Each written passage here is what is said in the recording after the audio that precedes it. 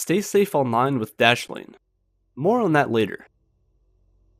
After World War II, the tension between the two emerging superpowers, the United States and the then Soviet Union, was at an all-time high. The threat of a nuclear war, and sequentially the end of human existence as we know it, was banging on everyone's door. Everyone's life was hanging on by a thread. Neither side wanted to budge, or fall behind the other in fear of losing power completely. Technological development didn't stop with the atom bomb. It continued to get bigger and bigger, like you were rolling a ball of snow down a hill. At the beginning of World War II, we were still using mediocre biplanes. By the end, we had fighter jets, superfortress bombers, new technology. It was like when radio turned to television, a complete shift in focus. It turned from bombs to chemical warfare to more biological weapons, weapons that could enter and change the mind itself. The most dangerous weapon is information. It was rumored that the Nazis near the end of World War II were doing research on the minds and behaviors of humans, and that the secrets and answers to that research lied in the German scientists themselves. Countries such as China, the Soviet Union, and, through the mission codenamed Operation Paperclip, even the United States took former German scientists and engineers back to their own individual countries. The United States was terrified by this. The thought of communist countries researching and developing mind control methods was the worst thing imaginable. The idea of being able to brainwash your citizens, or anyone, into believing in the communist agenda, or any agenda for that matter, is an extreme power. Of course, the solution to this is to just beat the other side to the finish line. And that's exactly what the United States government attempted to do. Mainly, the CIA. The CIA was created in September of 1947, just a little over 2 years after the end of World War II. The goal? Gather intelligence, information from both domestic and foreign entities. In a 1951 CIA memo, it expressed the need to explore scientific methods for controlling the minds of individuals. The concerns of a Cold War world run by new Soviet mind control and brainwashing technology was an actual and genuine fear of the United States. Seriously, in an early 1950 CIA document, it states, "Hypnotism appears to have been used in some cases by the Soviets. It has the possibilities of lowering resistance against telling the truth, while also being able to induce specific action or behavior in a subject.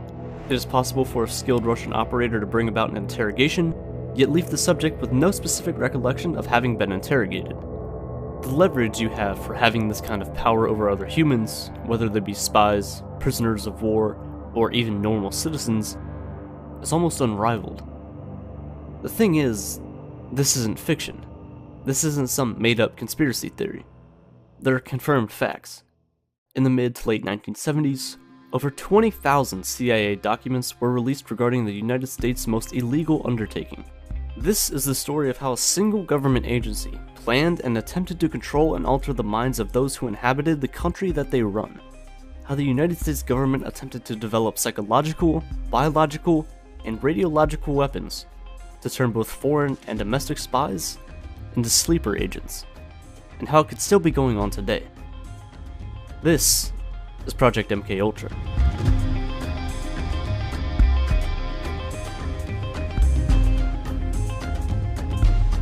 And thus, Project MKUltra was born. But MKUltra wasn't just one single project.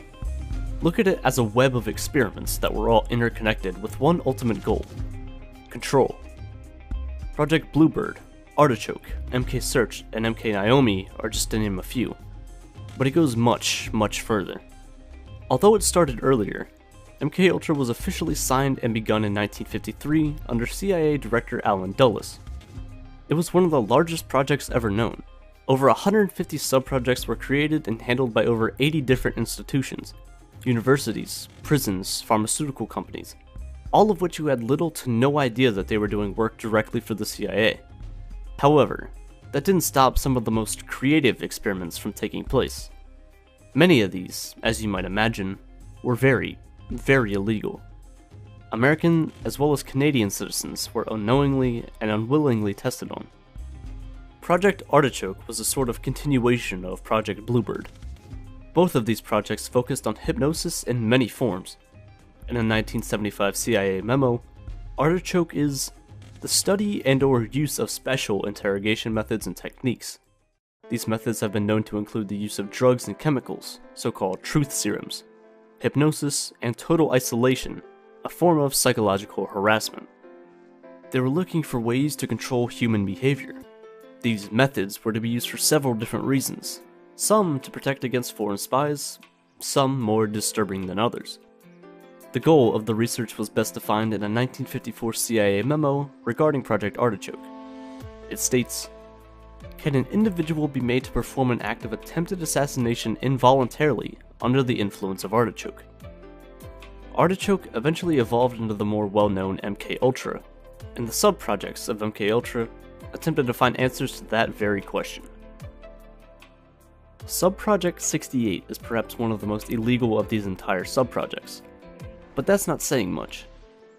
Both American and Canadian citizens were used as test subjects against their will or knowledge. At the Allen Memorial Institute in Montreal, Dr. Ewan Cameron would lead one of the most twisted projects of the late 1950s and early 1960s. Sub-Project 68 was fully funded by the CIA, who also paid Dr. Cameron $69,000, or in today's world, nearly $600,000 to carry out secret CIA experiments. Dr. Cameron was heavily interested in being able to erase and reprogram the human mind, and the CIA could obviously use that kind of power in many ways.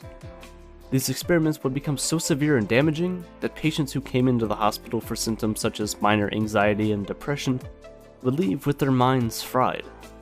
They'd experience amnesia, they'd forget how to talk, their brains would be completely wiped, similar to that of a baby. Cameron's patients were subject to some of the most mind-altering drugs and methods known to man. LSD, electroshock therapy at up to 40 times their normal power, drug-induced comas for extended periods of time, and much, much more. Take the case of Linda McDonald, a typical mother who is experiencing the harder parts of being an adult: depression, physical pain, lack of sleep, and so on. She visits Montreal to be assessed by Dr. Cameron, and almost immediately, he diagnoses her as a schizophrenic, and sends her to what is known today as the sleep room. And this is where it turns bad. Cameron decides to put Linda McDonald into a drug-induced coma for 86 days straight. In the sleep room, patients were often subject to this electroshock therapy, multiple times a day for weeks on end, without any consent. Linda McDonald was subject to over 100 of these shock therapy sessions. As time went on, she went from being able to tell the doctors her name and information about herself to having her brain completely wiped. In a 1998 documentary, she states, had to be toilet trained. I was a vegetable. I had no identity, I had no memory, I'd never existed in the world before. Like a baby. Just like a baby that has to be toilet trained. She eventually was dismissed from the hospital and went back home to her family. However, she had no recollection of these people, or even knowledge that these people were even her own family in the first place. This isn't the only case that happened at the Allen Institute, though. Various other cases took place. In many cases, patients would be recorded during therapy sessions talking about their families, or other people, or things that would bring them negative thoughts or have negative impacts on their life. These negative messages would then be cut up and played on repeat for these patients, sometimes over hundreds of thousands of times. This exact thing happened to Robert Logie. He was admitted to the institute for a leg pain. They thought it was all on his head, and he was then sent to the sleep room. He was given LSD every 2 days, sometimes mixed with other drugs, and then, while in a drug-induced coma, the message, "You killed your mother," was repeated to him for 23 days straight.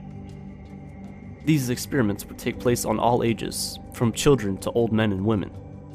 Many of the children at this institute were the victims of abuse, and in one case, one of the children were filmed performing sexual acts with multiple government officials as a plot to secure funding for these experiments.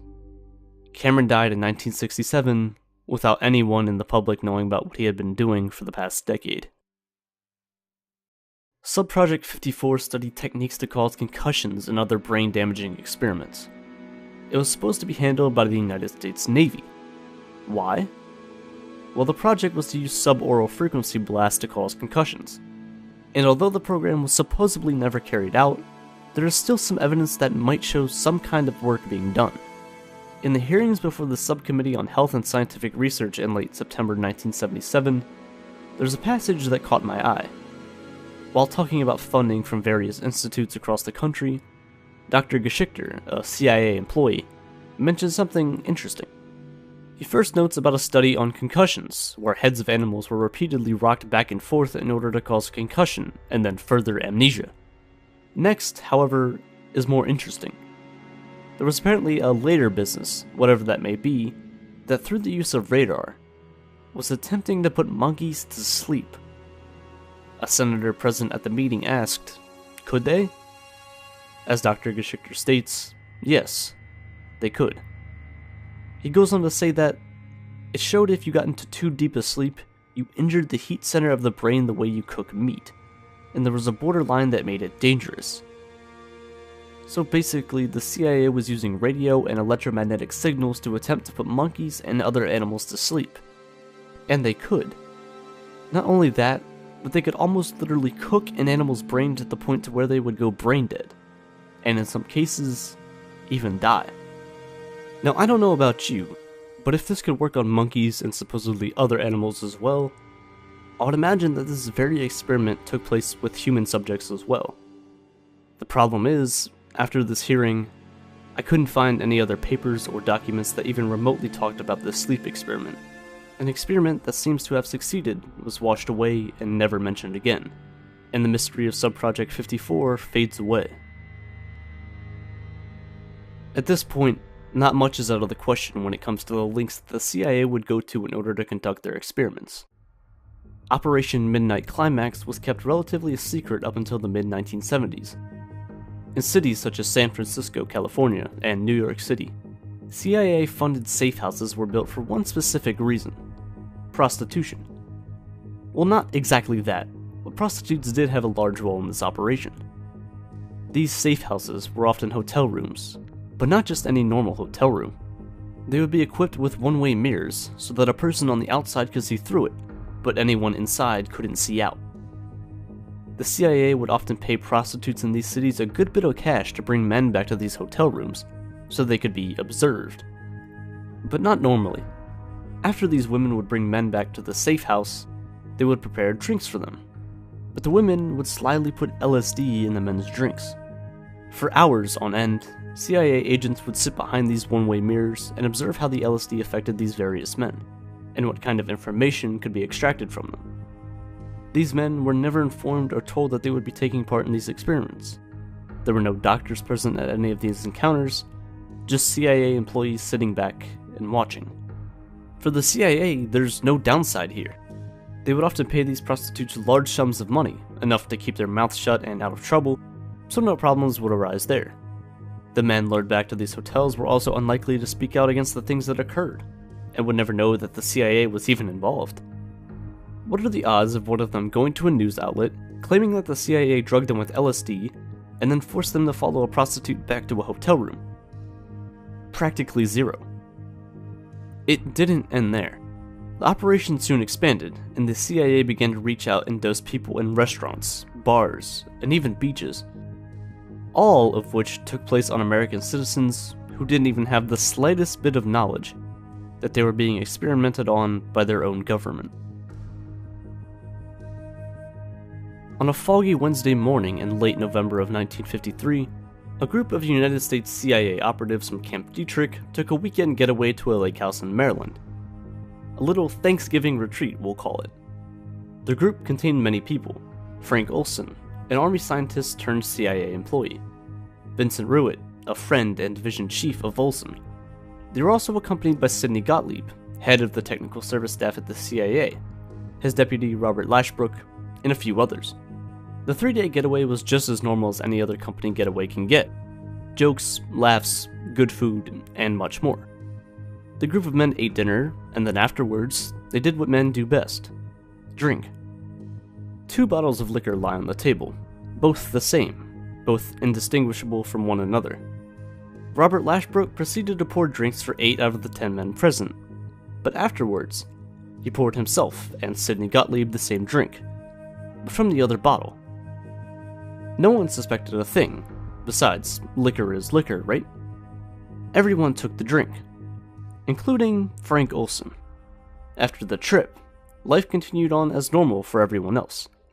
However, for Olson, his life changed drastically. He fell into a deep depression and felt as if his life had no purpose.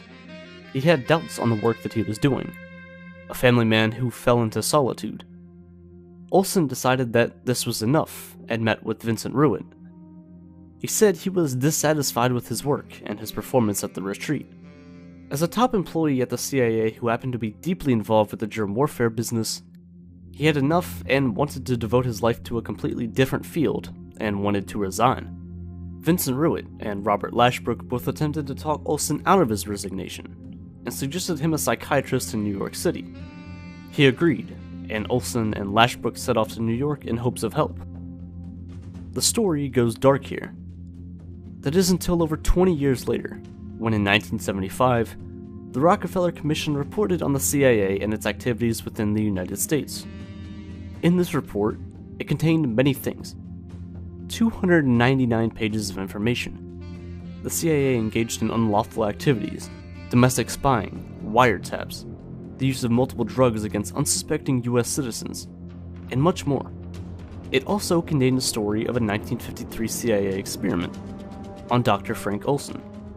At that retreat, Olson was given LSD unknowingly by the CIA supervisors there, Lashbrook and Gottlieb. Their drinks were spiked with LSD while the supervisors observed the results. Just 9 days after this incident, Frank Olson supposedly fell, or jumped, from a 10th-story window out of a hotel room in New York City. Olson's family would never see Frank's body again. He was immediately placed into a casket, taken back to Camp Dietrich, and kept locked up. The story was that his body was too gruesomely injured to be seen, which obviously makes sense. He had a closed casket funeral, and his family would never see him again. That is until 1993, when Frank's wife died. They were to be buried together, and a second autopsy on Frank Olson's body was performed. The 1953 autopsy stated that there were cuts and abrasions all across Frank's body. However, in a 1994 autopsy, there weren't any to be found. Instead, there were large swellings on Olson's head as well as a large injury on his chest, but not from the fall. It appears that the trauma had occurred before the fall. Again, the difference here between falling and jumping. These are two very different things. This, then, changes it from a suicide to a CIA murder. From falling out of the window to being thrown.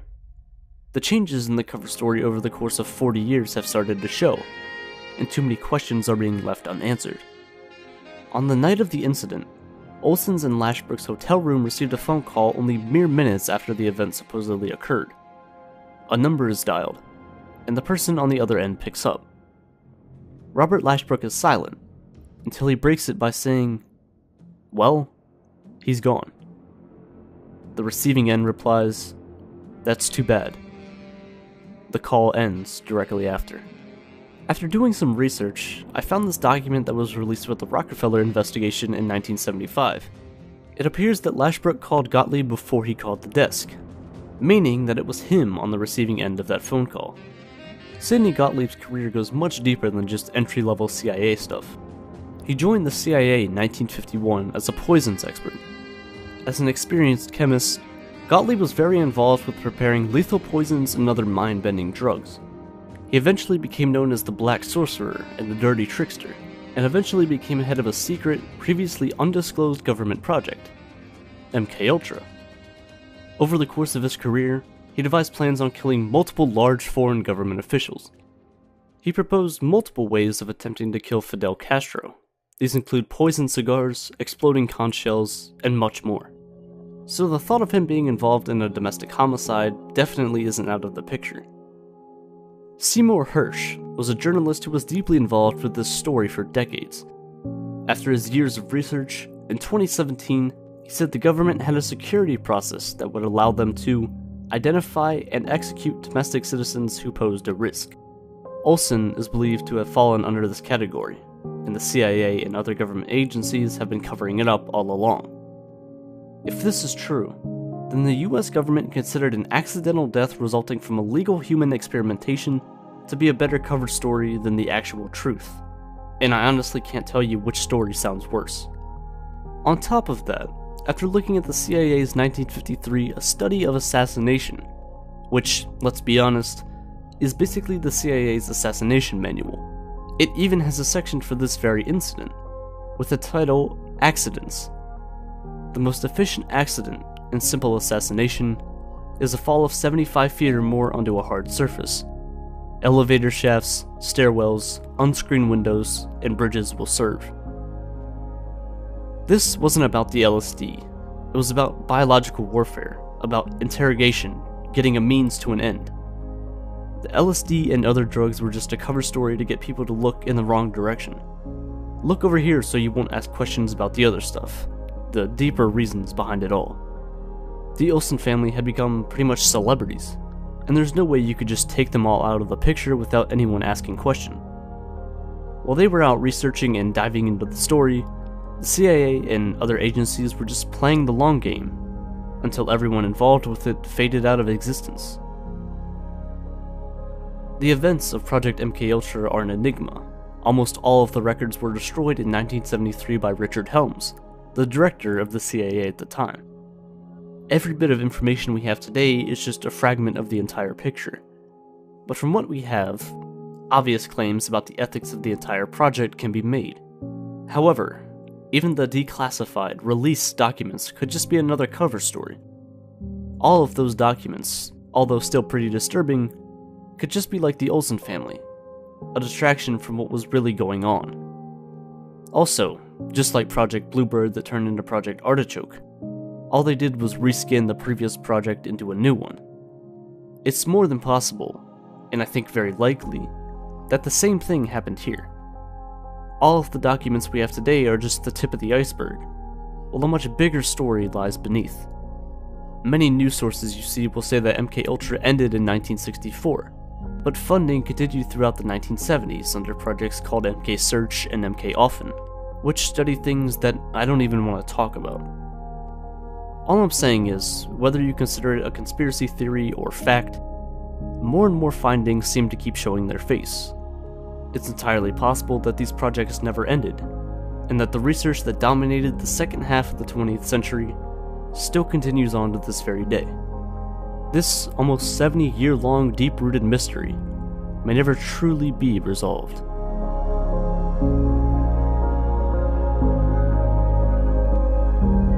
As I said at the start of the video, it's all about control. If you have control, you have power. And power is irreplaceable. Imagine having access to the entire population of a country, having access to every launch code and password imaginable at the press of a button. The amount of information you would hold is limitless. Now more than ever, it's important to take charge of your digital identity, and with Dashlane, that's possible. With Dashlane, you don't have to worry about being tracked, or having anyone get into your accounts. Dashlane can help bring you peace of mind in these situations through securely managing your digital identity. The easiest way to stay safe online is to use different passwords for almost every account you have. However, this is impossible to track, and chances are you'll forget most of them.